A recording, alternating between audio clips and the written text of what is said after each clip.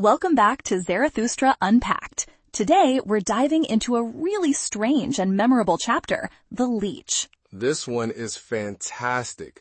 It starts with such an unexpected, almost slapstick moment. And the man's reaction is not subtle. The text says Zarathustra is met with a cry of pain and 2 curses and 20 bad invectives. Zarathustra is startled and even raises his stick, but he quickly regains his composure. And instead of getting defensive, his heart laughed at the folly he had just committed. Which is such a Zarathustra-like response. He sees the absurdity in the situation. So he apologizes, but in a very unique way.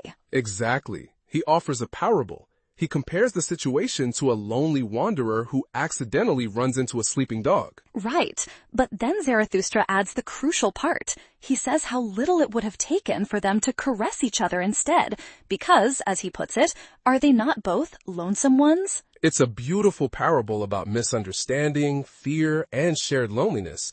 You'd think the man would appreciate the insight. You would think, but he's still enraged. He snaps back, "Thou treadest also too nigh me with thy parable. Lo, am I then a dog?" He completely misses the point and takes it as a direct insult. He's not interested in philosophical analogies at this moment. Not at all. And it's at this point that the man gets up, and the scene takes a serious turn. He pulls his naked arm from the swamp, and it's covered in blood. Whoa. So this whole time he's been lying on the ground, bleeding in a swamp? That changes the context entirely. Completely.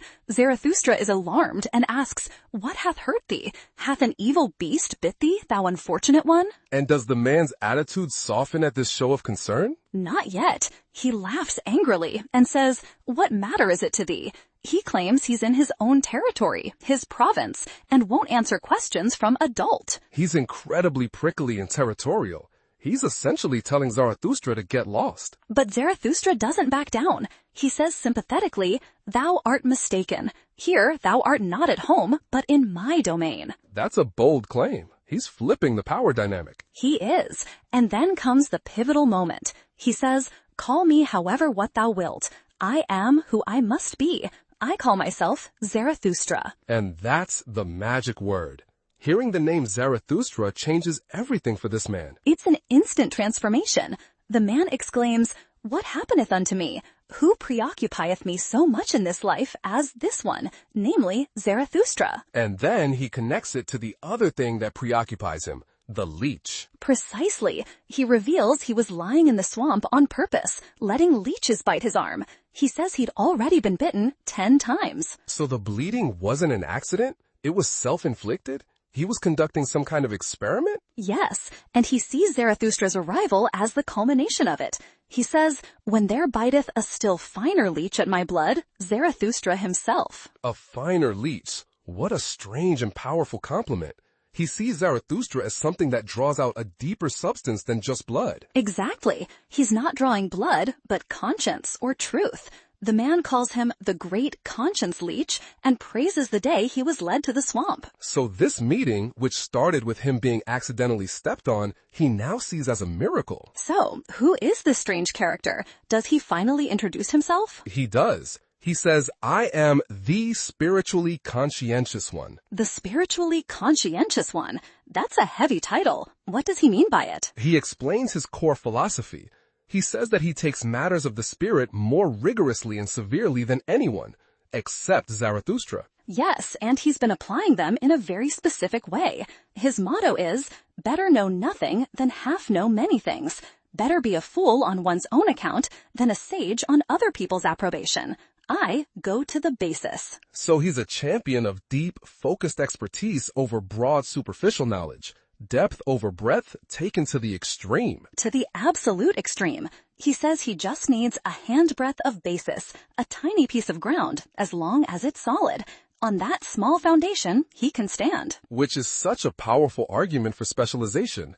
In a world of know-it-alls, he wants to know just one thing, but know it perfectly. And Zarathustra picks up on this. He asks, "Then thou art perhaps an expert on the leech." Which seems like the logical conclusion, but knowing Nietzsche, there's probably another layer to it. There is. The man says being an expert on the whole leech would be something immense. He couldn't presume to do that. Wait, really? He's even more specialized than that?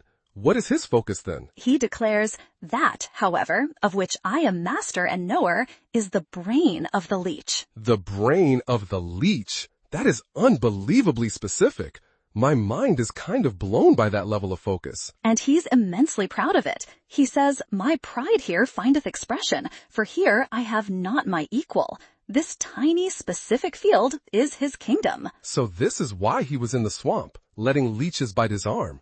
It was all in service of understanding this one single thing. Yes, he says for the sake of this knowledge, he cast everything else aside, and everything else became indifferent to him. He seems to frame it as a moral or spiritual imperative. Why? He says his spiritual conscience requires it of him. It demands that he should know one thing and not know all else. Precisely. He says he loathes all the semi-spiritual, all the hazy, hovering, and visionary. He wants concrete, verifiable truth, however small. It's a fascinating contrast.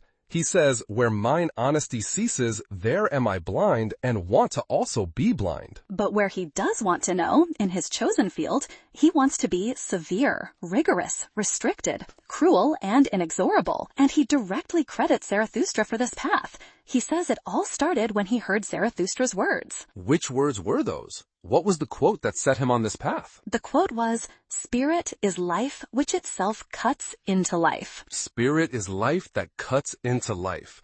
That's a dense one. It suggests that growth, spirit, and knowledge require a kind of violence, cutting into the living world to understand it. That's exactly how he interpreted it. He says the doctrine led and allured him, and concludes with, "And verily, with mine own blood have I increased my own knowledge." And Zarathustra can see the proof right there on his arm. The blood is the evidence of his commitment. Zarathustra even breaks in, saying, as the evidence indicates, acknowledging the blood still flowing from the 10 leech bites. He's clearly impressed. He calls the man a strange fellow and sees that his actions teach a profound lesson.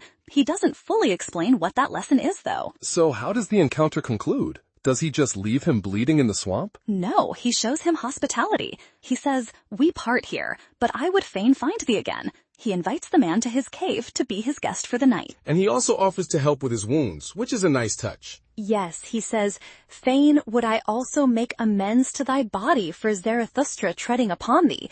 But just as he says this, a new cry of distress calleth me hastily away. Of course, another cliffhanger. Zarathustra's work is never done. What an incredible character, and a fascinating exploration of the nature of knowledge.